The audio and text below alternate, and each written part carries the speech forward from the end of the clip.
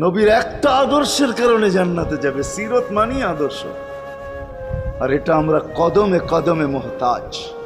কেননা এই ছোট জীবনটা যদি গ্রহণযোগ্যতা পর্যন্ত পৌঁছাইতে হয় আল্লাহর কাছে, চাই নারী হই, চাই যুবক হই, চাই বৃদ্ধ হই, যেই মানুষই হই না কেন, যেখানেরই হই না কেন, যেই বাসারই হই না কেন, যেই বর্ণেরই হই না কেন, যেই পেশারই হই না কেন, যেই সোসাইটিরই হই না কেন, এই জীবনটাকে যদি গ্রহণযোগ্যতা পর্যন্ত পৌঁছাইতে হয় কার কাছে? দুনিয়া আলাদের কাছে না, মালিকের কাছে, যিনি এক ফোঁটা পানির থেকে অস্তিত্ব দিছেন, যার কাছে আবার আমাদেরকে ফিরা যেতে হবে। পালানের কোনো সুযোগ নাই। এই জন্যই কোরআন আমাদেরকে বোঝায় আইনাল মাফার। আল্লাহ বলতেছে কোথায় ভাগবে তুমি, বলো কোথায় ভাগবে? কবির কথাই সত্য, যদিও নাকি পালাও তুমি আকাশেতে লাগিয়ে সিঁড়ি, সিঁড়ি লাগাও যদি আকাশ